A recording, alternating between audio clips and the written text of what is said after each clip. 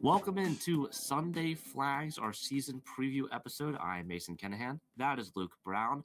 We've got a packed episode here today, including news from the live world. We've got PGA Tour news with the first field being released last Friday. Plus, we're going to get into our season predictions as well. We've got a lot of stuff to cover. But first, Luke, how are you doing on this Sunday morning? I'm doing well, and we're only 4 days out from meaningful PGA Tour golf, so excited to get rolling and have episodes twice weekly starting now. Yeah, it's going to be a lot of fun this season. We've been, again, looking forward to doing this for about half a year now, it feels like. Yeah, So ever since the 2025 season ended. So there's a lot to look at. But first, the big news from the week, which was Brooks Koepka reapplying for PGA Tour membership. Again, Koepka leaving Live Golf back on December 23rd. And overall, for Liv, it's been a pretty, lackluster offseason. A lot of rumors of big names being added, but nothing really happening. And now they lose one of the top names, one of their top players on the Live Golf Tour, being Brooks Koepka. Luke, initial thoughts on this? Because this is pretty crazy.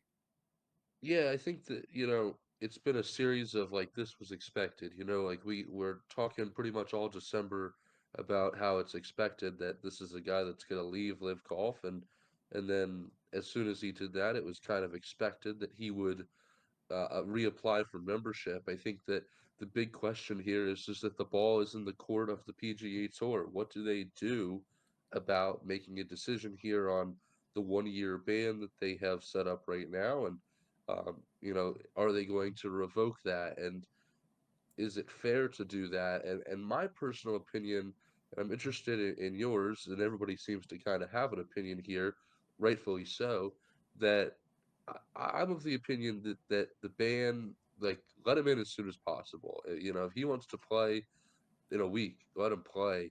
You were talking about a guy that's won 5 majors, kind of always invested his resources into the majors. So, that's why there was a little sliver, I think, of people that are like, maybe he doesn't reapply for PGA Tour membership. Maybe, he just sticks to the majors right now and spends more time at home, like he said in his statement that this was the right moment to spend more time at home. Um, so there was a little sliver of people that were like, maybe he doesn't. Maybe he just plays the majors. That's all he really seemed to care about, anyways. Um, but I'm not surprised. I think that the real decision here is what the PGA Tour does. Do they set the example out of him, to tell guys like Bryce and John Rahm, like, hey, we know that you're valuable, but rules are rules, or do they kind of go the opposite direction? If I were them, I would go the opposite direction. I think Bryson had a interview about his negotiations with Live Golf because his contract ends after this year, and he did not sound like he was fully committed to Live. He was like, I'm gonna go where it's best for me. So why don't you show Bryson DeChambeau that this is what's best for him and anybody else who wants to play back on the PGA Tour? There's a lot of guys in Live that provide value to the game of golf, and I think that the best thing is to have everybody play together. Yeah. Yeah. And I mean, I agree with you there. At the end of the day, you want all the best players playing on the same course, the same time, and all on one tour. But that's not where we're at currently. And maybe Kepka's decision is a start of something to lead to, potentially reuniting golf and all of that. But like you said at the beginning, this seemed to be what was going to happen after Kepka originally left about 3 weeks ago. I was just over 3 weeks ago now. Yeah, December So 23rd. Yeah. yeah, December 23rd. So it's definitely been in the air now. From the PGA Tour's perspective, you mentioned how you just allow Kepka right in immediately. I think it's a little bit risky to do that, even though yes, that's what you want to do. Kepka's going to bring a lot of eyes on different events, and he's going to bring more viewership, which at the end of the day brings more money, and that's what these leagues want, especially now that the PGA is definitely a for-profit, a for-profit league, just like the NFL with Brian Rolab coming in. So that is definitely, they definitely want Kepka on the tour, and that their non, committal statement really kind of told us that when Yeah, Kepka originally left Live, but it definitely was more. I think if you allow Kepka back in immediately, it keeps the door open for, potentially your own stars to leave, or potentially, your own top guys, like, probably we look at, Scheffler and McElroy. hmm, Those guys are not going to leave the tour anytime soon, but some of those, right, second tier, third tier players, hey, if he can just come back in freely, why can't I just go over there, get a bag, and then come back without any right. penalties? So it just leaves the door open for things like that. And I don't know if the tour is thinking in that way. Hopefully, they are a little bit, and are a little bit more safer with how they go about this, bringing him back in. But I think at the end of the day, it's going to come down to a vote from the players on whether or not to put Kepka back in, because he's going to take up a membership spot. He technically has PGA Tour membership from his Right. major win in 2023 at the PGA. So we'll see what or how this situation evolves. But we can both agree that this offseason for Liv has been a disaster. Yeah, it certainly has, and we really haven't seen much of any public comment from them about what this season has been and guys that they have gone after. Obviously you talk about Sungjae Im and Siwoo Kim, who the last time that you and I were talking in our bonus episode back in December, in the morning, the reports were saying that this is where they were going to go play and everything. And by uh, by the time the sun set that night, both of them had kind of declined those rumors and were often running, still with the PGA Tour. So, that was shut down pretty quick. Akshay Bhatia is another guy that, Liv wanted. He's young. He's super young and, has a lot of room to grow here at what, 26 years old he is, or 23. 23 years old. Yeah. So, a ton of room to grow for him. And, uh, he declined. He said no. Yeah. Um, I think with the live stuff, like the whole time, my number one priority is like I just want to see the best golfers together playing. And right now that's something that we're only getting 4 times a year, five if it's a Ryder Cup uh, season as well. But the other thing that I've thought about a lot recently is legacy. When you play for live, like you're talking about, like who are the golfers that we always bring up aside from Tiger, obviously, the historic golfers, Seve, Arnold Palmer, Jack Nicklaus, guys of that category, and you're not going to be to and maybe they don't care. I don't. I mean, perhaps, but if you go play on the live tour, the thing that I've kind of said is that you're not going to retire and be a legend unless you just hone in completely on the majors and play, and you're a live guy, but you've won, three Masters, two U.S. Opens, three PGAs, and two British Opens. All right, well then then we're talking a little bit different.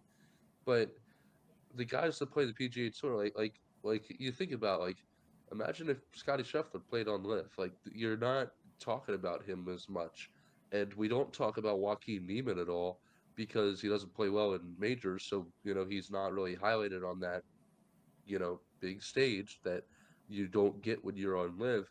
But like Joaquin Neiman would probably be you know, in a different tier of golfers if he was on the PGA Tour playing the way that he's playing on Live because he's playing really well on Live. Nobody really knows about it because nobody's watching.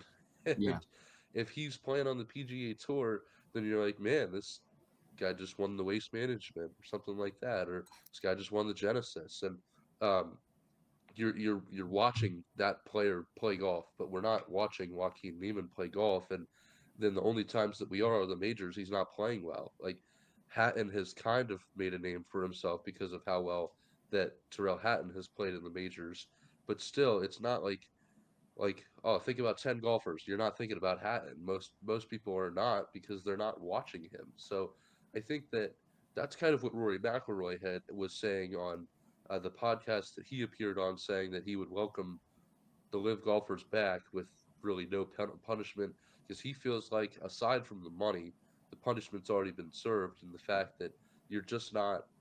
you're not getting the notoriety as a golfer that you would. Yeah, and I mean that's a big point with the watchability of Live versus a PGA Tour event. On a PGA Tour event, not only are you getting a whole lot of better numbers than Live events, but it's just so much easier to watch too. And I know Live originally was on YouTube, and then they now have that deal with Fox. But they're even in the UK and in Ireland, they're now moving down to TNT. It's TNT there is not as big as TNT here for sports, but they're not really getting great TV deals. And when you can't watch those golfers, like you mentioned, the Hattons, the Niemans, you're just not seeing them. And at the end of the day, when you don't see them, you don't remember them. And it's a lot easier to think of a JJ Spawn or a Ben Griffin because we saw them every week last season, and they ended up winning events and breaking out on tour last year. It's just a lot different. I feel like watching a PGA Tour event versus trying to watch a live event. Plus, two as well with the live events being international, the timing can be difficult.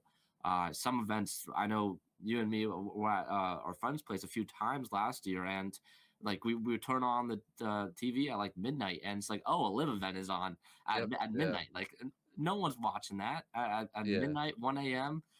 So the timing of things is also definitely off for live as well, compared to especially for an American audience.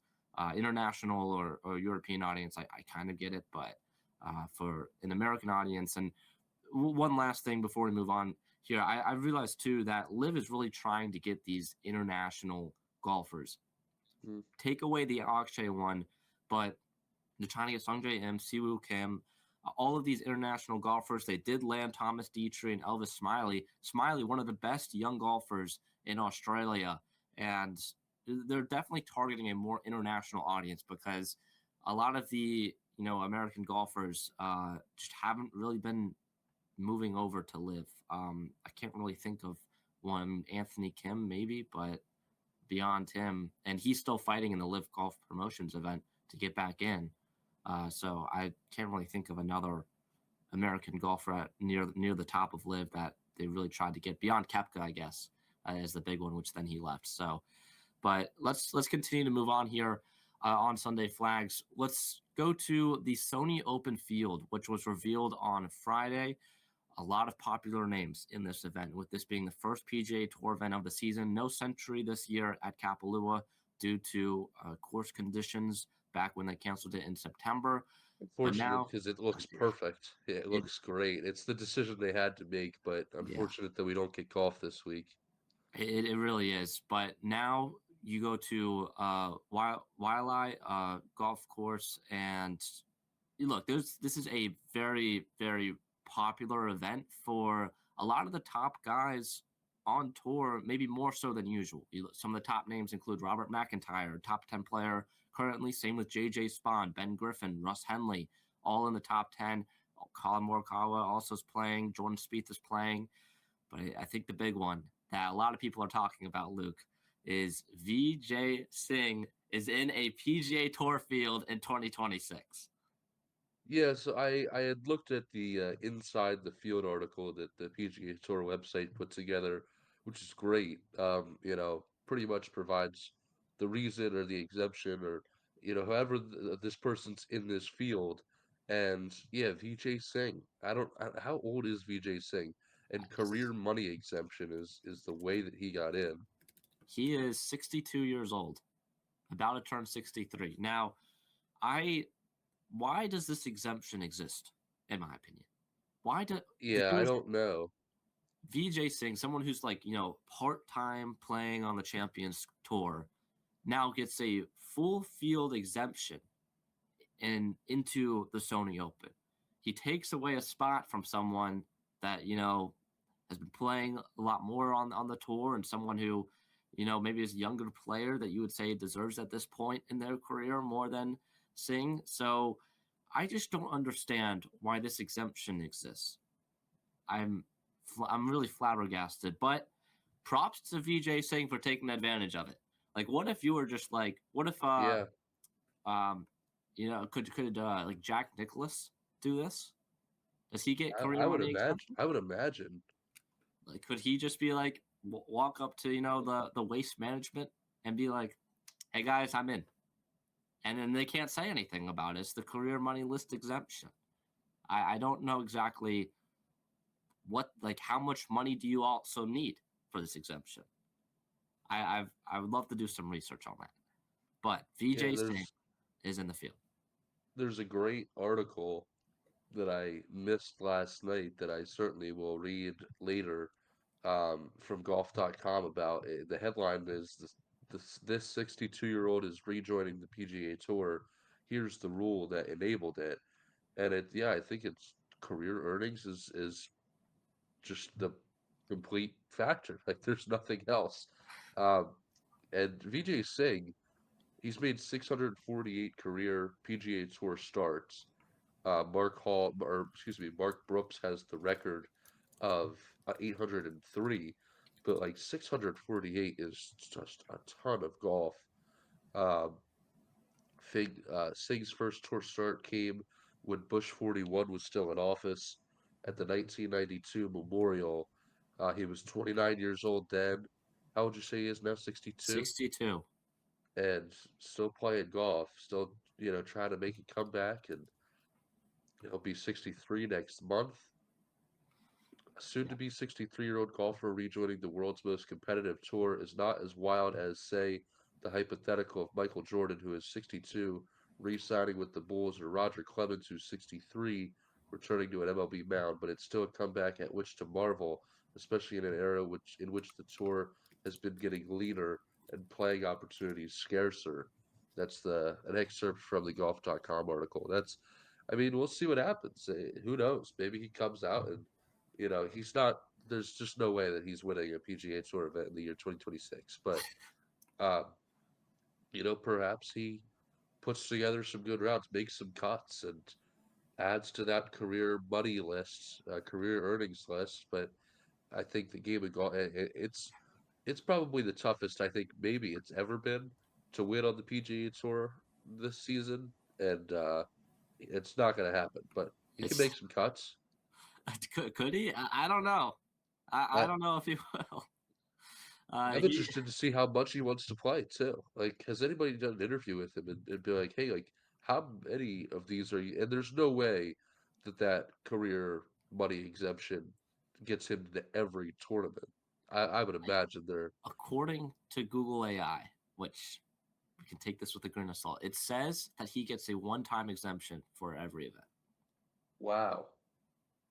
See, if I was on the PGA Tour, like trying to make it, and my spot's getting taken, like I don't know how thrilled I am. Like, I mean, he earned the spot. The rules there. It's not his fault. He doesn't make the rules. He's just playing by them. But if I'm trying to make it on the PGA Tour and it comes down to me, who I'm trying to make a career out of this, or him, maybe I'm not thrilled. But I don't know. Maybe I think maybe it's just kind of a mutual understanding, perhaps, that this is the rule and he's using it. He's the only one using it, but it's there. So Yeah, beyond PGA Tour champions starts, he has only played in the Masters since 2018. Now he has made one cut, and that was in 2024. He did not play in the Masters last year, and I believe I was listening to the Shotgun Start the other day, and I believe what they said there is Vijay Singh uh, has not done media availability in a decade. So, and at the Masters, so yeah, he doesn't talk, which probably isn't going to help this either. But he is, in terms of majors, because I think he's really only played in majors in the last forever. Actually, that's a lie. In 2020, he played in the PGA Tour. He played the Honda Classic, the API, RBC Heritage, a few events. Now he didn't make the cut in any of them except the Memorial. He made the cut in the Memorial, T62. So that is currently where we're at. Is Vijay Singh is now on back on tour at 62. So yes, he is. Yeah, and on the PGA Champions Tour, he's played 177 events, 5 Champions Tour wins, 18 international wins. He's made 175 cuts out of 177 Champions Tour events. His last win on the Champions Tour came at the 2023 Ally Challenge. He won 3 times in 2018 in the Charles Schwab Cup Championship, the Senior Players Championship, and the Toshiba Classic. And he also won at the 2017 Bass Pro Shops Legends of Golf at Big Cedar Lodge. So you're talking about a guy who's missed 2 cuts in the Senior Tour. I don't know particularly how hard it is to miss a cut in the Senior Tour and what that looks like, but we'll see what happens. And if he makes some cuts on the PGA Tour in 2026, then I guess we're living like old times. Yeah, he played the Sony Open in 2019, and then we're gonna move on here. But he played in the Sony Open in 2019. He missed the cut. He shot 75, 74, and was second to last. The guy that was last shot 22 over in 2 days. So there was quite a difference there. But yeah, Vijay Singh ultimately is back on tour, and at 62 years old is going to be competing this week at the Sony Open.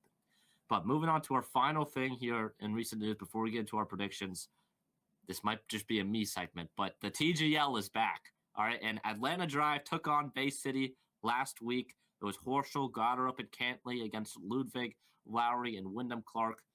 Luke, I think we need to start putting the Atlanta Drive in terms of the best dynasties in sports. This team doesn't lose. The Drive wins No, 6-3. and who would have thought that? I mean, not to discredit Billy Horschel, but like, man, he's the MVP of this team. He He's has, the MVP of this league. yeah, oh yeah, for now, yeah. I mean, 100%. For the third time in the last 3 TGO outings, he drains a huge putt late to give Atlanta Drive, which is Billy Horschel, Lucas Glover, Justin Thomas, and Patrick Cantlay. Is Cantlay playing? Cantley played, Goddard played, so Glover didn't.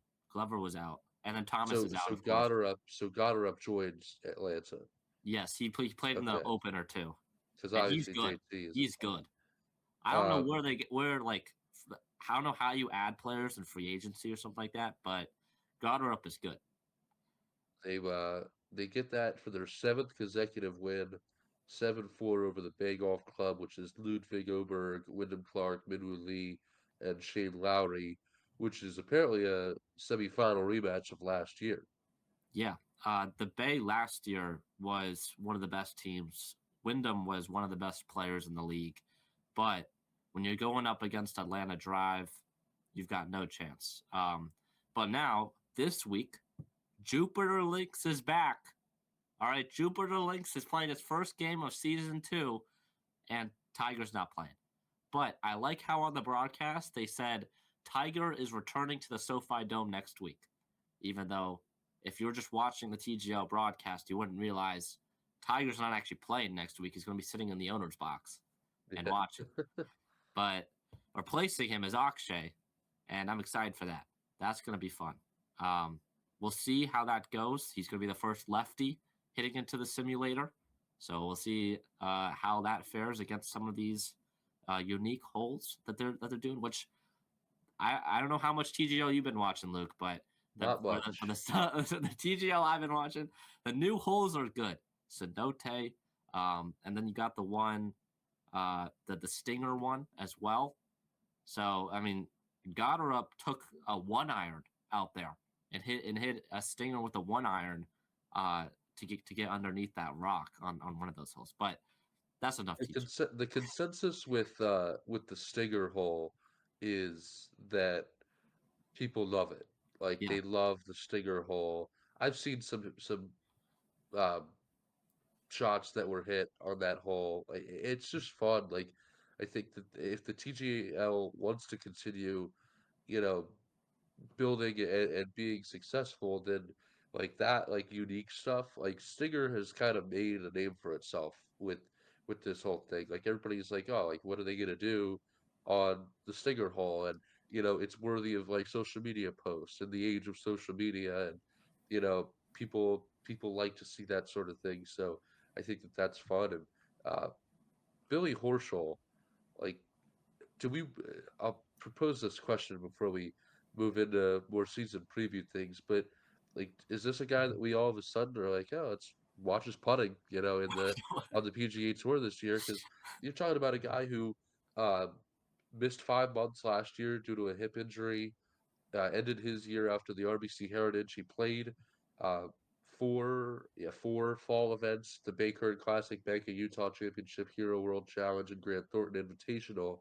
Finished off with a T10 at the Grant Thornton Invitational, and he's continuing to get back, and obviously he'll be in the field here at the Sony Open.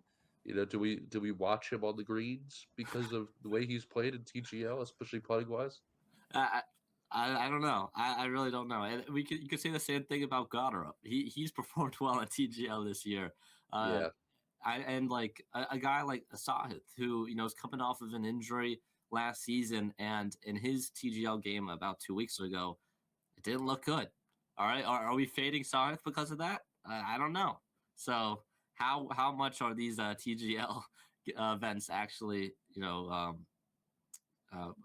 correlating with PGA Tour events? We'll see. One last thing on the TGL, they announced the WTGL, and it's yes. apparently going to happen during the off season of the LPGA. I'm not exactly sure how that's going to work, and numbers wise, because you're now fighting with the NFL, and that was kind of a emphasis for the TGL to not, fight with the NFL, and so they kind of pushed it so it goes into the PGA season a little bit. But yeah, this is going to be interesting. Uh, Not exactly sure how it's going to work out, but it's set to debut next year. So Yeah, and I think that might be a great avenue for women's golf. Obviously, you make a good point with the television ratings. Lexi Thompson is seems to kind of be behind it on the WTAGL things, and she always kind of has her head on her shoulders and does the right thing and has so much experience in golf. So yeah, I'm looking forward to seeing what that kind of looks like. I would assume it's going to be in the SoFi Center as well. yeah, I So believe it's SoFi Dome. or SoFi SoFi Dome. Yeah, is that what the men's play is? That I St. believe it Nicholas is. Hall? Yes, it's the same thing. It's in Miami. It's not in LA like you would think. So Yeah. So we'll see what happens. Obviously we've got a long time before any of that comes to a head, but I think it's a decent alternative for off-season golf, and I can see it being moderately successful for the women as well. yeah, the thing is with that, I again, Lexi Thompson is someone who has, unofficially retired and then has come back on tour. Right. Uh, I feel like I mean, it really only happened once, but I feel like it's something we're talked about a lot. She's not really someone that you see competing in events currently on the LPGA. And I think if you really want to grow the game there, you've got to, and maybe this, happens with the rosters and all of that, you've got to add a lot of the top players that you see competing on the LPGA. I'm really just looking at Gino.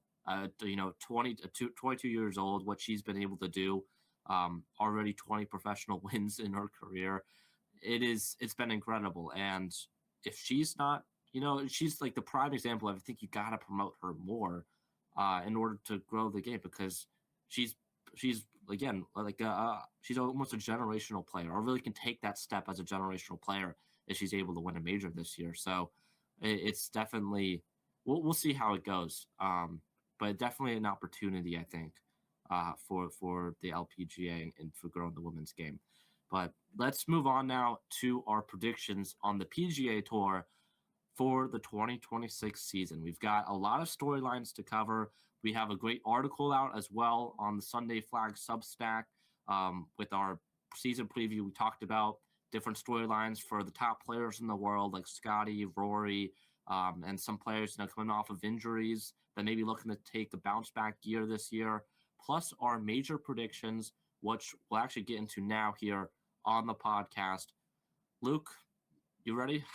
Majors? Yes, yes. Yeah. These are the fun things to think about coming into the golf season. So I had a lot of fun putting these together.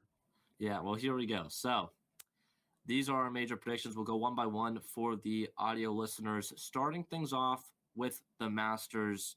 Luke, who do you have winning at Augusta this year? Bryson DeChambeau, I think, is a type of guy that like last year just did not sit well with him at all, and is willing to put in a year's worth of effort into getting back to the spot that he was in on Saturday night at Augusta last year, and making sure that it goes differently the next day. There's no secret that Sunday was a collapse for him. It wasn't necessarily a Rory 2011 or Cam Smith, I don't 2022, I think that was the collapse that they've experienced in the past. But we're sitting sleeping on Saturday night saying like, man, this is a two-man race between Rory and Bryson DeChambeau. This is going to be awesome. And by about I don't know 2 o'clock, it was Bryson was out. It was completely, Justin Rose was right in there and obviously went into the playoff with Rory, and there were other names that were just in contention. Bryson DeChambeau was not one of them. He knows the course, obviously. He's got two US Opens to his name, and one of these years he's going to break through and win the Masters, and I could easily see it being this year. Yeah. I mean, Bryson, of course, is going to be a popular pick with how things ended last year. I believe it was around more 4 or 5 o'clock. They didn't tee off until 2. So it True, took yeah. a little bit. But you look at, how things started on that Sunday. And again, how crazy that Sunday was overall. But Bryson going after the first hole, I don't think he realized that, after the first hole, he'd be tied being down by 2 strokes, and then McIlroy double bogeys the first. He's tied all of a sudden. Then things change. I believe he had a did he lead? I don't know. Things flipped again, and then Rory all of a sudden had like a 4-stroke lead, and at that point, Bryson was scrambling, and it was over from that. But I went ahead and went with one of the best young players on tour currently, and someone that has been very good at Augusta through his first 2 years there. I'm going to go with Ludwig Oberg. He had a T2 at the Masters, or sorry, maybe he's competed in 3 years. The last 2 have been great. He had a second at the Masters in 2024, and then last year he was tied for the lead through 16 on Sunday, which is crazy to think about how crazy that Sunday was. With 2 Yeah. holes to play, he was tied for the lead in a 3-way tie with Rory and with Justin Rose. And ultimately, he bogeyed, I believe, 17, and it was kind of, I believe he bogeyed or 18 as well. So he fell down the leaderboard on the last 2 holes. But Ludwig Oberg, to me, is destined for a great year. Last season, it wasn't great. Someone who we were hoping to take that next step and win a major or really compete at a major. That didn't really happen, and he did win at was it? It wasn't at Riviera. It was at Torrey Pines, right? The second event at Torrey Pines last year. Yeah, he did. Yeah, yeah, it was at Genesis. At Genesis, yeah. And then he was leading, I believe, the week after that, or 2 weeks after that, before getting sick, and just his putter just going absolutely cold after that. So it was, a very up and down year for Ludwig, but I think he can take this one at the Masters. Now, going on to the PGA, I see we have the same person on this one. It's pretty hard to walk into a PGA Tour season and say Scotty Scheffler's not going to win a major. We're talking about a guy who won 2 majors last year, won this one, and won the Open as well. So I think it's so hard to walk into a season and say I don't think Scotty's going to win a major. So he's got to win one, I think, and I think that for me it was just a little bit more process of elimination, I guess, more than anything.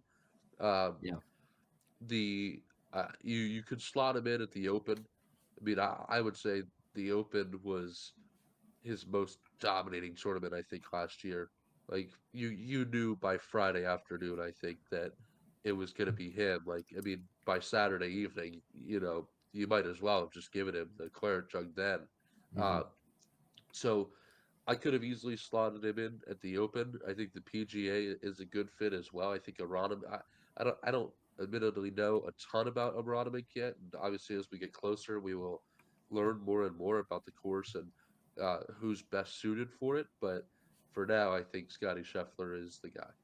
Yeah, I also went with Scotty. I feel like I didn't. This was the course that I was kind of same with you. I just didn't really have a strong feeling of who was going to win this one. Now in this case, when I don't really have there isn't really a someone sticking out to me. Might as well just go with the best player in the world. So I went Right? with Scotty as well to win the PGA.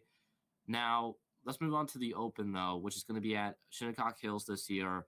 And the big story heading in is Scotty Scheffler going to finish the Grand Slam? That Sunday at Shinnecock will be Scotty's 30th birthday or 31st Yes. birthday, Yeah, 30th 30th. birthday. Yeah. And there's a lot of, this is probably one of the biggest storylines heading in. Now, Luke, well, what are your thoughts on the Yeah, U.S. well, Open? we both decided that's not what's gonna Yeah, happen. And no, um I really like what I want to avoid happening, and it's nothing in my control, but is like if he doesn't win this one, then people start to chatter and say like, "Oh, he's got to win the next one. He needs this career Grand Slam." And then what if he doesn't win in 2027 at the U.S. Open? Then we're talking about right around his 32nd or first, 31st. 30. Well, that would be next year. Then we're talking about his 32nd birthday, in 2028. Uh, And we're saying, all right, Scotty's got to get over this hump and win the US Open. So I think it's easier for everybody if he just wins at Shinnecock. Um, I really like Tommy Fleetwood to win it, and maybe by June I'll say something completely different. But Fleetwood, obviously, everybody knows that his first PGA Tour win came at the Tour Championship, and he's got one Tour win to his belt. But he's also number 3 in official world golf ranking right now. Um, and it's definitely feeling like a major plus how everybody wins on tour this year is the next step. I see that you have him winning a different major later down the road, but uh, Fleetwood has been a runner up, or excuse me, has been top 5 in 3 U.S. Opens. He mhm. was runner up in 2022, I think, either 22 or 23, and 22, it's go he ahead. was T4, 23, he was T5, and then 20, Oh, is yeah, that right? yeah, Okay. Um, he has the runner-up finish in 2018. yes. That's the last time it was hosted at Shinnecock Hills. It was it was won by goodness I believe gracious. I got it. Hold on. Kepka. Okay, yeah.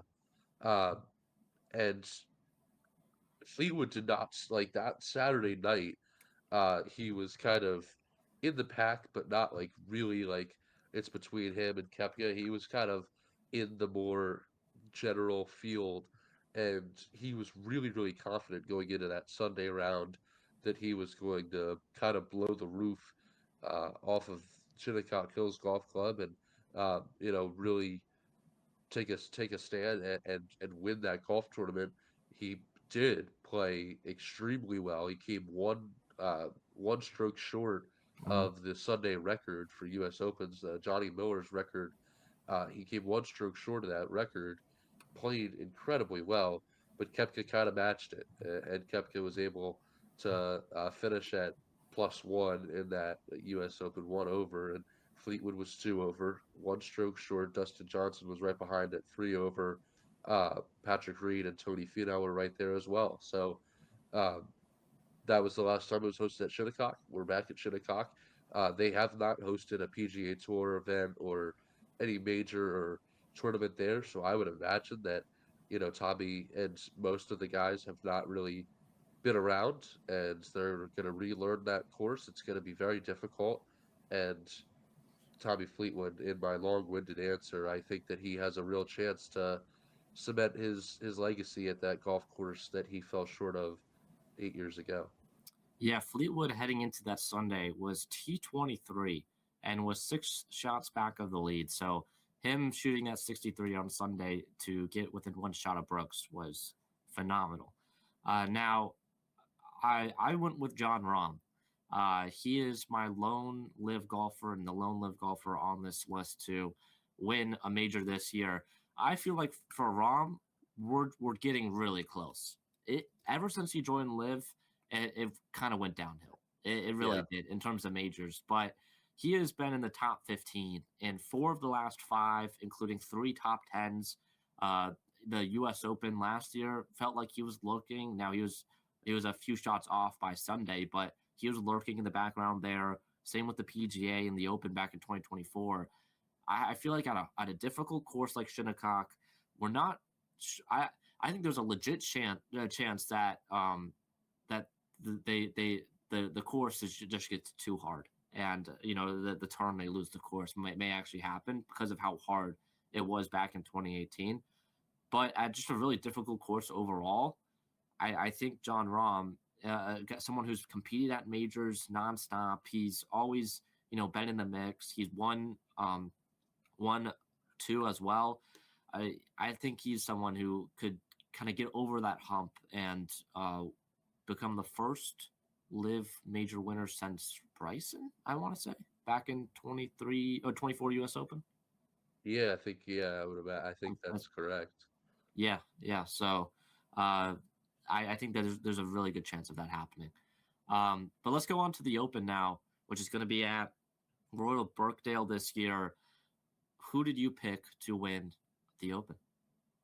Next guy, Xander Schauffele to take a Open Championship for the second time in 3 years. He won at Royal Troon in 2024 over Billy Horschel and Justin Rose.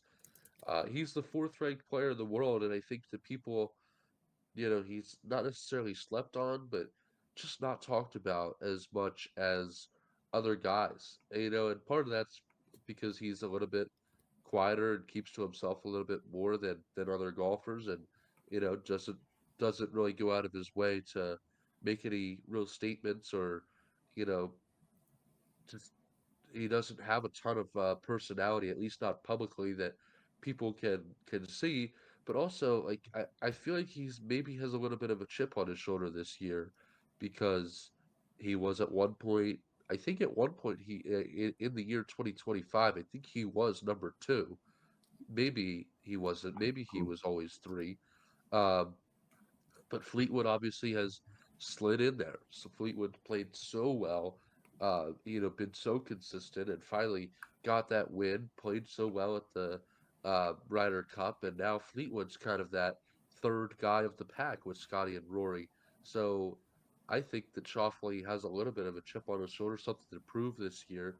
I think that winning a major is obviously, undoubtedly, the best way to reassert, I am the number three player in the world, and we'll see what happens. I mean, obviously, if all of my picks are correct here, which is very slim, then Tommy gets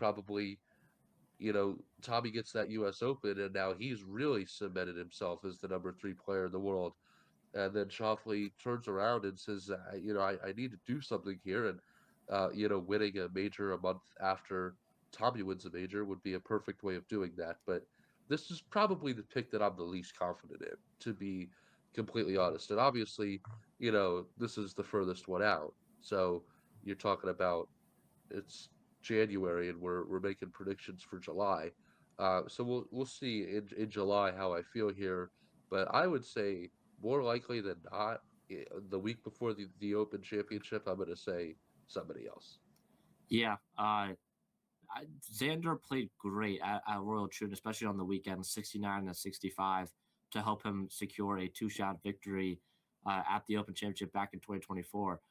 But this could be a storybook finish to the season. I went with Tommy Fleetwood, who the Southport, United Kingdom native, going home to Royal Birkdale, also in Southport, and winning the Open would, it'd be monumental. It really would. It would be up there with I can't, like Rory winning the Irish Open this year or something like that, where, Yeah. Going to a place that, Tommy knows really well. He's played it forever. And him, winning this it would definitely be a dream of his since he was young. And I think him winning the Open here would be huge. Now, one question. Now that I see, we went over all of our predictions. One question I have: there is a big name not on the list for either of us, and that is Rory McIlroy. Why did he not pick Rory for 2026? I don't know. I think that I really want to get a feel of like what Rory is going to be in 2026 because I think it would have been perfect if this year would have been the year to have the Open Championship at Royal Portrush because that was his homecoming and he had just won the Masters. He publicly said many times that that was his Everest. That's what he needed to do. And we saw all of that emotion come out on 18 green at Augusta last year. That was the absolute pinnacle of his career. Like, I think that the difference between, or one of the many differences between Rory and Scotty is Scotty wins a tournament. And not to say that every tournament is treated the same way by him, but there is no Everest for him. Like there's no like the US Open, I'm sure that he'd love to win and he'd love to be a Grand Slam champion this year, but that's not like the only thing that he's worried about this year.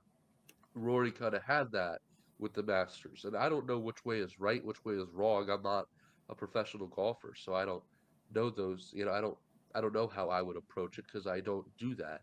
Um, but I think that if last year, if he would have just had the Masters and he wins that, and then, he makes a bunch of cuts and, wins a PGA tournament or two to finish the year, that's still a great year for him.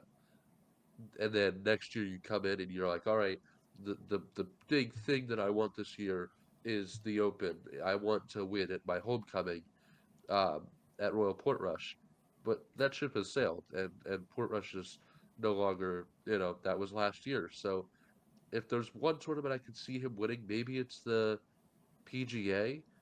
Um, but who knows? I mean, I feel like I just need to kind of see how he's approaching the year, considering that he's won the Masters, he didn't win at Royal Portrush, which was his big thing, and now we're kind of moving on. Uh, we'll see how he starts the year. I don't know when his first tournament is going to be. Maybe the Genesis. I'm not sure. Uh, It's definitely not this week. I know that. no, definitely not. He probably won't play the Amex. Maybe he will. Uh, maybe it's the Phoenix. He definitely will play at in Scottsdale. So if not before that, the first time we'll see him is February 5th. Yeah, I don't think he's said yet, but I know No, he's playing a couple definitely of. not. Oh, yeah, I believe it's Pebble Beach. Because I know he's playing a few of the DP World Tour events in Dubai first. He usually does that, Oh, okay. so it's usually been Pebble Beach, I think. Yeah, he seems to. He's the reigning champ. I'm correct, right? Yeah, yeah, Yes, yeah. Reigning champ at Pebble Beach. yeah. So it'll be then. But yeah, I think for Rory, for me, he just didn't. It just didn't seem right. I think he made a great point with everything that would have been so perfect for him was all in such a short span of time between the Yeah, Masters and Royal Portrush that if Royal Portrush was this year, I feel like it was kind of almost unfair to Rory that you win the Masters and now you also have this big event while you're still kind of recovering from the Masters and having a decade plus of like horror there and then finally getting over it. And then now, only a few months later, you're going back home and you gotta win the Open at home. So, and plus the Ryder Cup as well was also something that he was thinking about. So, sure. if Yeah, that really was kind of it definitely probably was too much for him, and too much expectations for him to do all of that after winning the Masters just to open up the year. So, it's but like the yeah, greatest year of all time if you if you win the Masters for a Grand Slam, win a homecoming Open Championship, and win the Ryder Cup on foreign soil, yeah. all in one year. That's like the greatest year of all time. And then he won the Irish Open too. Yeah, So right. on that the eagle putt on the 72nd hole, which was insane to force a playoff. All right. Yeah. Let's move on though to some more predictions just to get talk about some more names. We've got a few prompts to get to. Uh we've got some pretty cool ones, but we'll start off with this pretty basic.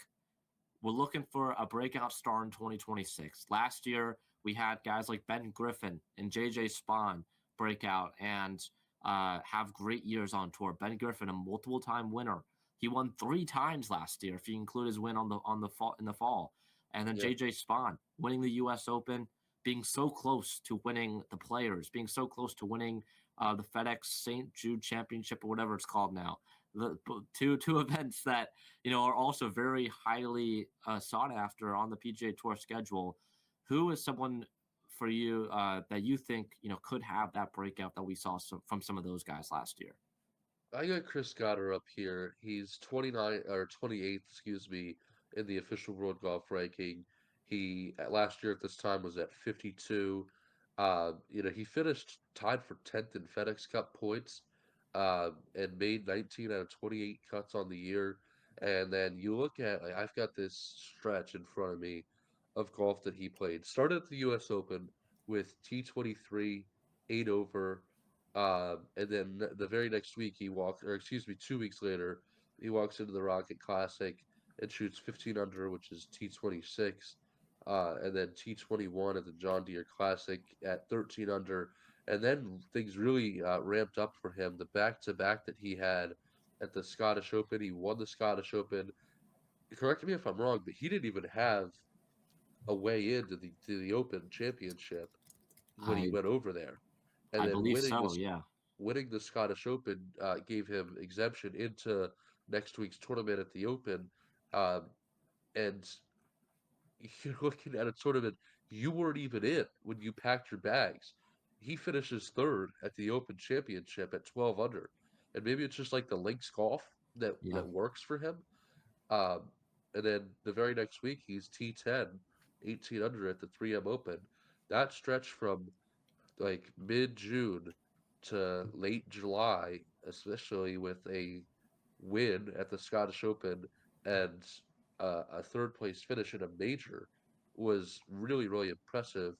And then he made it all the way through the FedEx Cup playoffs to the BMW Championship. So really really strong season by him, and I think that he really continues to climb. He's at 28 in official world golf ranking. Like maybe next year at this time he's, I don't know, 13, 12 Yeah. in official world golf ranking, and we're talking about Chris Goddard completely differently than we were last year. Yeah. Goddard is definitely going to be part of the answer. Plus, he's played great on TGL. What does that That's mean? true. Don't know. But We have he no is idea. he has come in and he has played great on TGL. I went ahead and went with Rico Hoey, the 30-year-old who has not won on tour yet, but I think it's going to happen this year. May not be at a big event, but I think he's going to get his first win. And he is someone that really dominated the fall schedule this year. T4 at Bay Current, a solo second at the Bank of Utah, and then a T7 as well at the RSM. 5 straight events he's been in the top 25 if you look at the fall. And then a T9 at the Pro Tour, which you have to look back at. That was a pretty stacked field at the Pro Tour this year with all of those U.S. Ryder Cup guys coming in and wanting to, play a little bit before the Ryder Cup. So this is someone that I think has, played great in some solid fields, and someone that, metrics wise, 45th in data golf, someone who has, constantly gained strokes on approach over since June, I believe. He hasn't had an event where he hasn't gained strokes on approach. So he is someone that I think is on the verge of breaking out, and he is someone that is starting to become a little bit more popular player in terms of being in that breakout player category. I think Rico Hoey could definitely be someone who gets their first win on tour, and potentially he gets maybe a couple. Maybe we see something like a Ben Griffin maybe this year out of Rico Hoey. So he finished, thanks to the strong fall, he finished 54th in the FedEx Cup standings this year. He's top 70 right now in OWGR. Someone that I picked in my Breakout Stars article, which you can now read on the Sunday Flag Substack as well. We've got, again, some great content there. You had your Brooks piece that you put out as well, so a lot of great stuff on that platform. And then, but let's go on to the next prompt here. There was a lot of great answers for the Breakout Stars, but there's definitely some young guys who are having their first full years on tour this year. These include Luke Clanton, Neil Shipley, Johnny Kiefer. So, Luke, I'm asking you, out of these three guys who have been great as an amateur, but maybe for Clanton and Shipley haven't been great once they've turned pro. Well, where do you see these three guys going, and who do you think has the most success out of these three here in 2026? Think think Shipley's kind of the easy answer, and that's I think he has the best potential to have a really good year out of the three of them. He's played 12 events on the PGA Tour. He's made 9 cuts, but this is his first card carrying year. People love him, and people have loved him since he was the low am at the 2024 Masters. He comes back 2 months later and is the low am at the U.S. Open that year as well. He's played well on the Corn Ferry Tour, obviously well enough to grab his tour card this year. And as you put in your Breakout Stars article on our Substack, how kind of the statistics in his game, 1.7 per putts per green in regulation, conversion rate of 38% on his birdie opportunities. So that's really really strong. Um, and you also had mentioned here that he was T26 in that performance at Pinehurst when he was the low am. So, he's young. He's got so much space and so much room to grow here. Uh, he was walking around Oakmont. He didn't play in the most recent U.S. Open. He was grinding on the Corn Ferry Tour, and now he doesn't have to do that anymore. He's got a real chance to prove himself on the PGA Tour, and he's got a really good game. His short game is a lot of fun to watch. I think that's probably what he works on the most is chipping, putting. So I think that's kind of my pick here. Yeah, Shipley is definitely going to be a popular pick. I'm going to go with Johnny Kiefer. All right, Kiefer, the 24-year-old, was the top player on the Corn Ferry Tour last year. He performed well in many events, plus a T7 at the RSM as well back in November. He made the cut at the U.S. Open last year as well. This is someone that maybe is not getting a lot of talk, but someone who has performed well consistently on the Corn Ferry Tour, ultimately getting his tour card here in 2026. He as well a T13 at the Pro Tour back in 2024. So once he turned pro, it's been and went to the Corn Ferry Tour. It's been a really really successful start for Johnny Kiefer. Now I do want to talk a little bit about Luke Clanton, even though none of us picked him.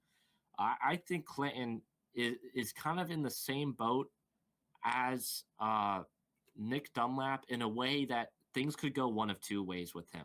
He was really successful as an amateur on tour. Let me go back to him here, but he was someone that performed, had multiple events on tour as an amateur, and he was great at the Cognizant. He was a T18 at the Farmers last year, T15, but once he turned pro, he didn't finish in the top 30 and was cut in a lot of events after that. And that started at the Canadian Open back in June.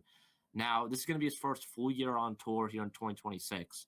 And I know we were making jokes about, the TGL and guys performing well on TGL, but that may perform well, in the season. But Luke Clanton's game in the what was it called?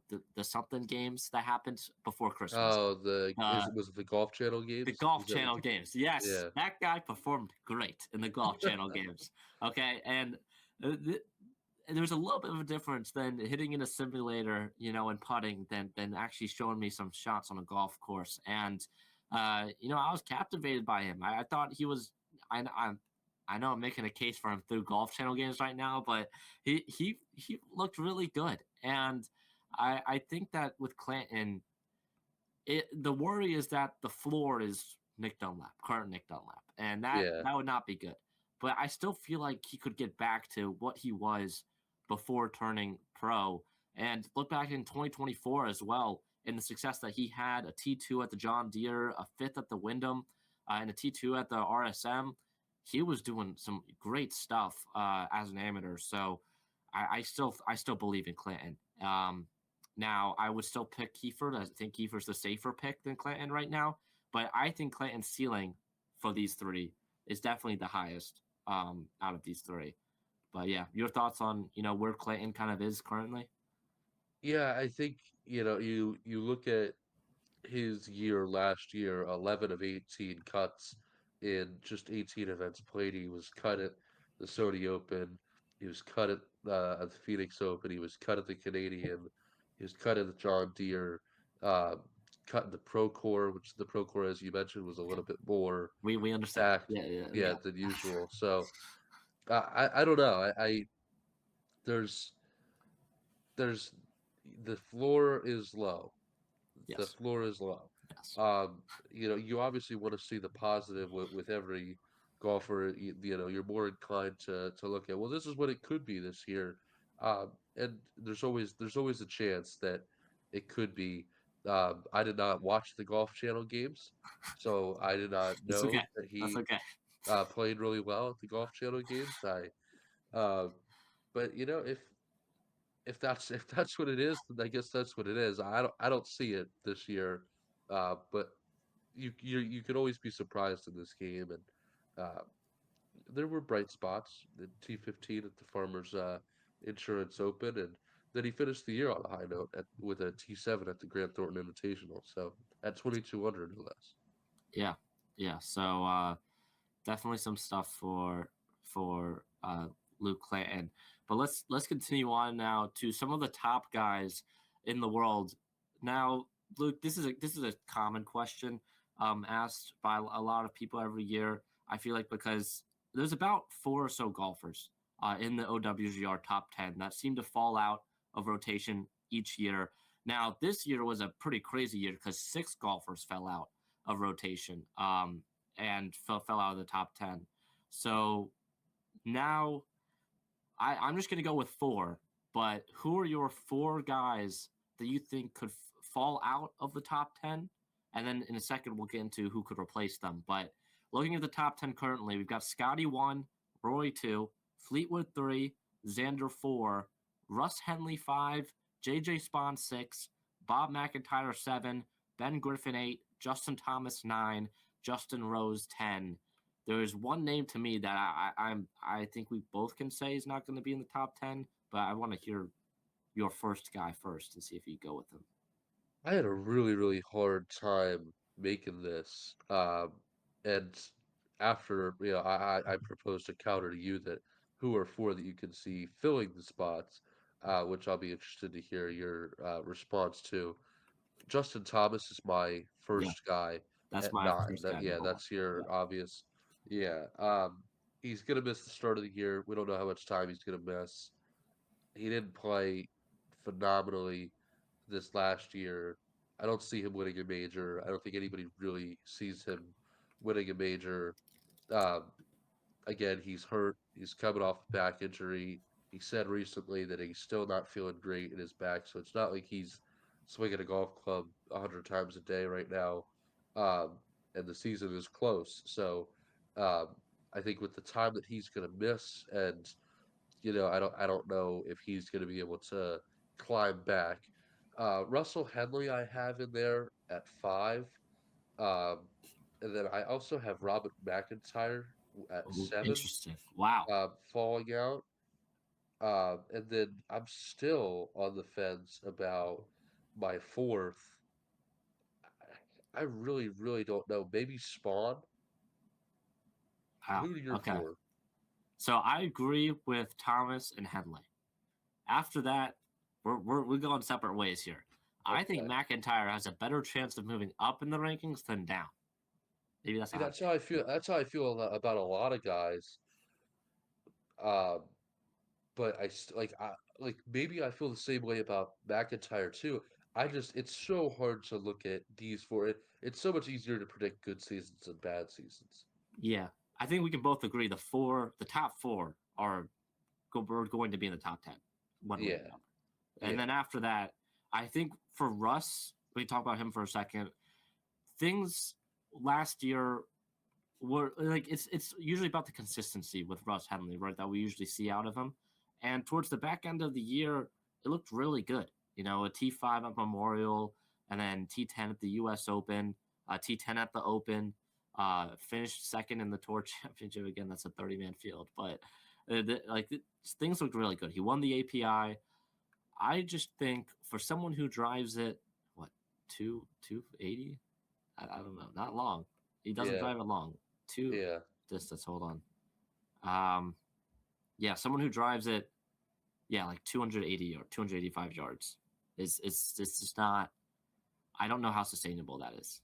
Um, he is, yeah, he's only been above average in terms of driving distance in 4 events since of 4 rounds in 4 rounds since the third round of Pebble Beach. So he is, again, his driver's not, he's not up there in terms of driving distance. Definitely towards the bottom. I just don't know how sustainable that is. Plus, he's 36 years old. Um, Again, it's hard because he played so well at the back end of the season, but he was top 20 in his last 8 events. I just feel Just like it's gonna catch up to him at some point, right? just You just can't be doing this realizing forever. now. Yeah, I'm just realizing now that he missed the cut at the Masters and the PGA last year. Played well at the U.S. Open. Think his game kind of suited the challenge that Oakmont brought a little bit better, and he was T10 at the British Open as well. So he put things together. He was T5 at the Memorial, T2 at the Travelers, T2 at the Tour Championship. But like, man, we're this guy is in the top 10 of the in the top 5 of the official world golf ranking, and he didn't even make the cut at half the majors. Yeah, yeah, and the Ryder Cup as well didn't go great for him. No, it Um, didn't. Now He that was kind of, probably should not have been. Was he well, an automatic? he was automatic, I believe. Yeah, But I think it was more of the T thing. Remember, because wasn't he was with was he with um what's his name? Yeah, he was with Scotty, and then Harrison was yeah, with Colin. I was getting those two confused. But yeah, I think it was more of the T thing and the analytics thing with where like he was driving off of the longer holes for some reason. But yeah, I think Russ is not going to be in the top 10, unfortunately. But at the same time, I feel like he shouldn't have been in the top 10, but he is, and he's performed well. So that's kind of where I'm at with him. yeah. I Um, think I think he's the guy that we get to find out right away yeah. too, Oh because yeah. he's the betting favorite this week. Oh wow. Yeah. Yeah, So yeah, he's definitely. I mean, there's a good amount of top 10 players playing in the Sony Open. yeah. Him, JJ, McIntyre, Griffin. So 4 top 10 players. That's Yeah, pretty solid. I don't want to give away too much to Wednesday, but I can tell you what, he's probably not going to be my pick to win in Hawaii, but he Yeah, is the probably favorite won't be right mine now. either. Won't be mine either. But yeah, all right. So my other two guys, so you couldn't decide on a fourth, but my other two guys were Justin Rose, who I think is in a little bit of a similar boat to Russ Henley at this point in his career, and Ben Griffin. Really? So Yeah, Ben Griffin, in your eyes, takes a real step back.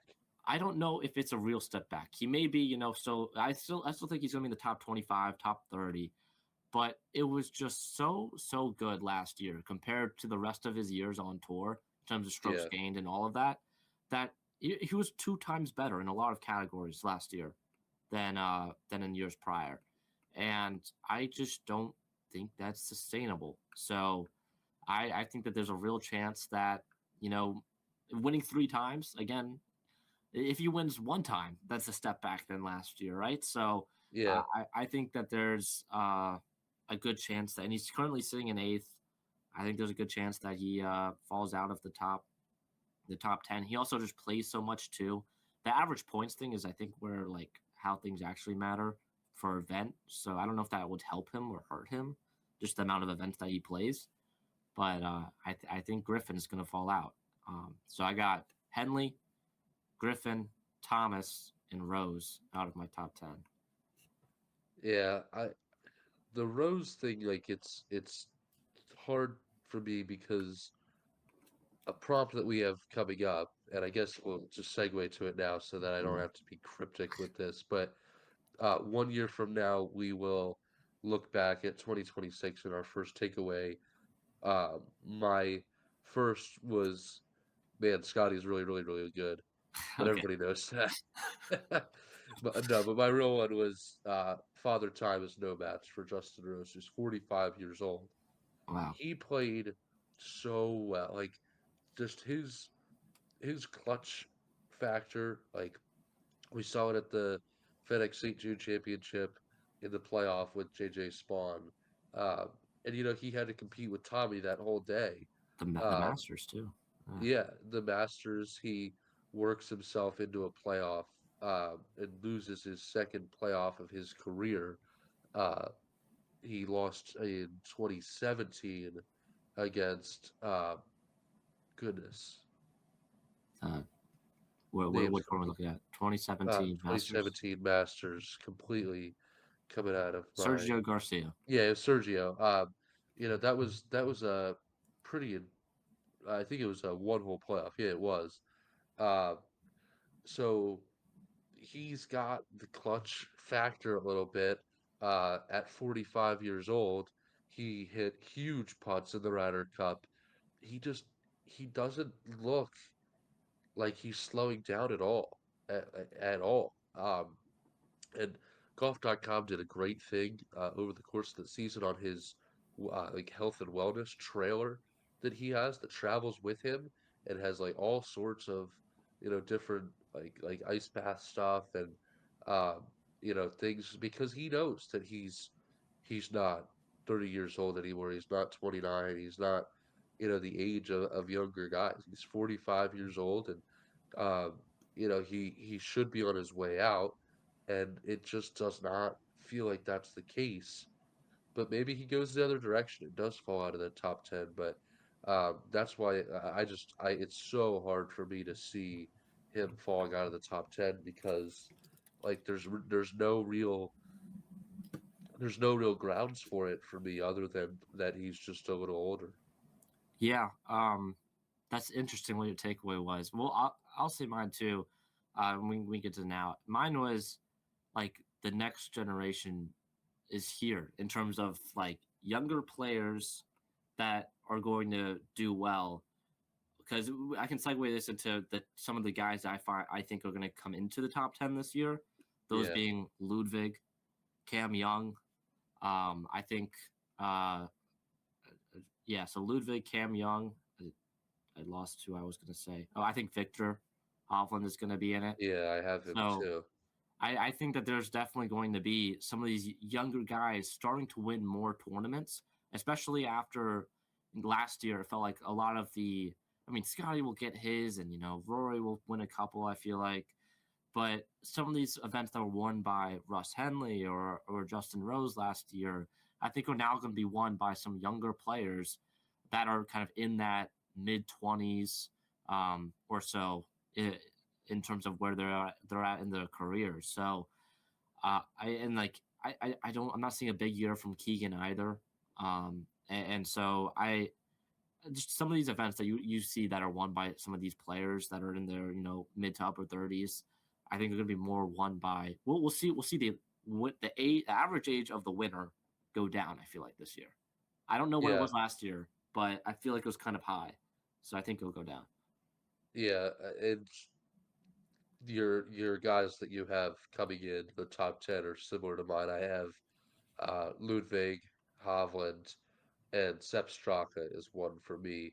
He's at 11, so he's like right on the fringe.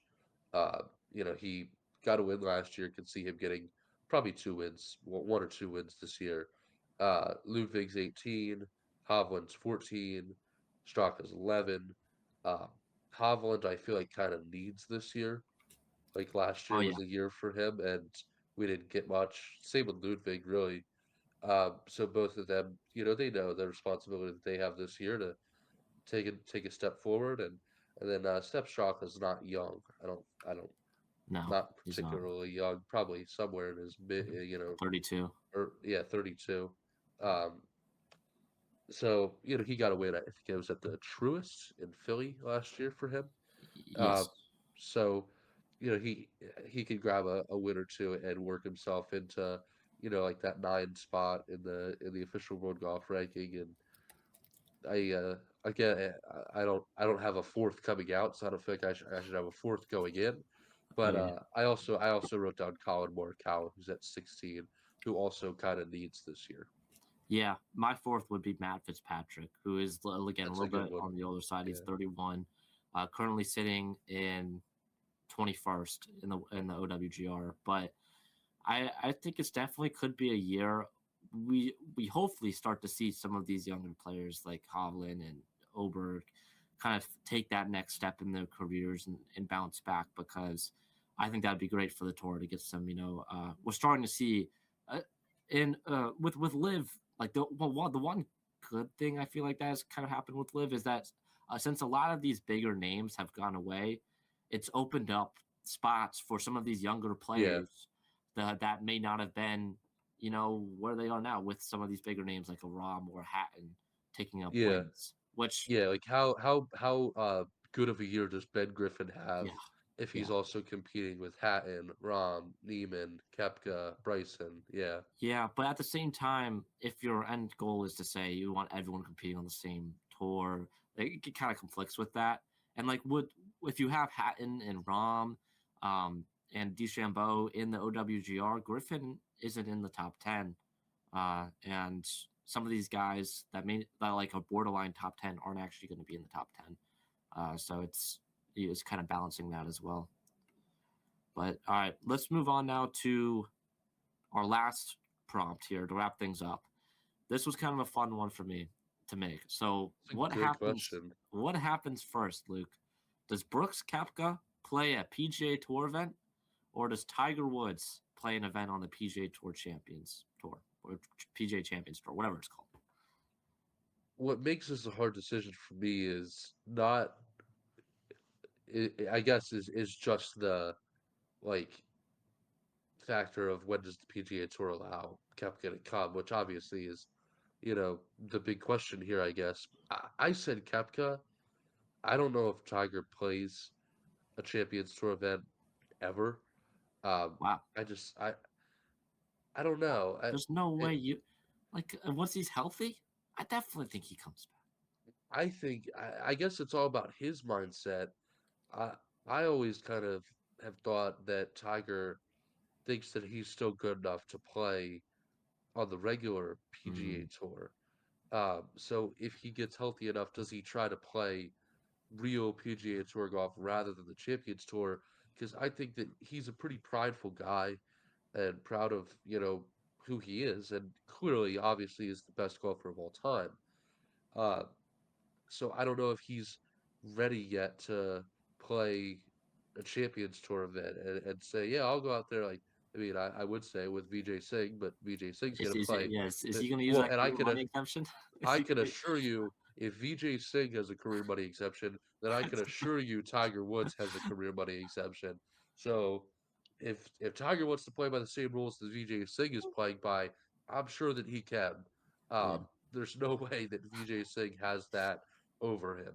Um, so I think if Tiger gets fully healthy enough, then he's going to play with the big boys rather than yeah. anything. It's more of And an ego thing, you think? yeah, I think at least for now, and I kind of like here's my gripe with the PGA Champions Tour is like the minimum age being 50. Patrick Harrington won the U.S. Senior Open at what 54 Yeah, last year. I'm looking. I'm Uh, I'm pretty sure that yeah, Phil 54. Mickelson is, yeah. And how old is Mickelson? 55, right? Uh, I believe so. Hold on, Phil. Yeah, 50. Yes, 55. yes.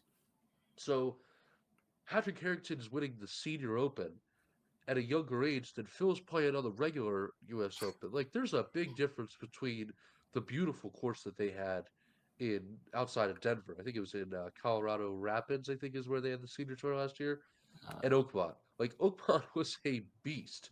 Oakmont was, the hardest course they played on all year, and Phil's dealing with that.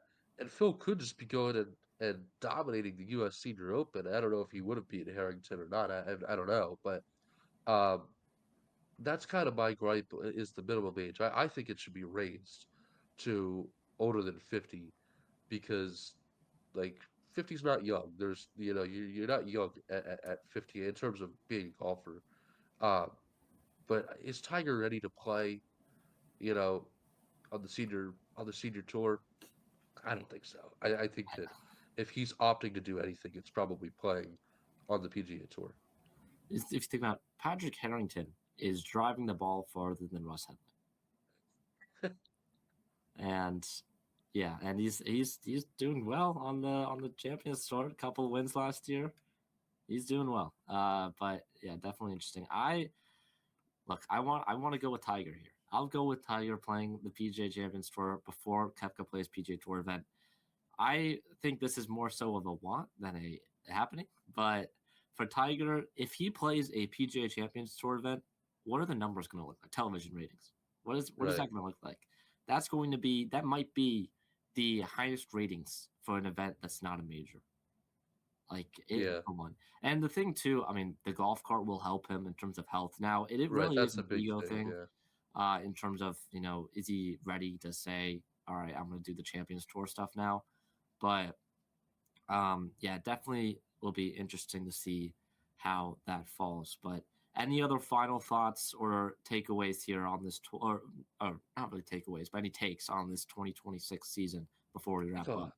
same for Wednesday, and looking forward to previewing the Sony Open. That is our next Yeah, episode for those who are unfamiliar to our schedule. Obviously, we don't have a lot of episodes quite yet, but it'll be Sundays and Wednesdays. Sundays, well, more likely than not be evening after the PGA Tour event had concluded to recap that. This is kind of an anomaly that we're doing it here in the morning and publishing around noon. Uh, so Wednesday, we will have your Sony Open preview and anything else that happens. I mean, right now, obviously, we're watching Kepka to Ron see what kept the he does, watch. and Yep. yes, and all of the information about how to keep up with this on X, on Instagram, on our website, and everything else will be in the description of this episode, both on YouTube or wherever you listen to your podcasts. Yeah, you can follow us as just at Sunday Flags Pod on pretty much, like you said, any social media platform. We're there. We've got great stuff on the Substack as well. Sundayflags.substack.com, I believe is what it is. So Yeah. feel free to subscribe to that. It's free. So great content coming from us and from the Sunday Flags group for the future in the coming weeks as well. One thing I wanted to mention as well before we wrap up is send us questions like Yes. at Sunday Flags Pod, X, Instagram, uh, commenting on YouTube, commenting on our Substack. We will see it. We will see Yeah. it. We'll talk about it on the podcast. We love to answer any questions and send us some questions to talk about before we get into the Sony Open on Wednesday. Yeah, it's been a great preview episode. We've got a great season ahead of a lot of PGA Tour action and from other tours and other things happening in the golf community as well. Because these days it's everywhere. But that'll wrap things up here on Sunday Flags. We'll be back with you on Wednesday for the Sony Open preview. Have a good rest of your day, everyone.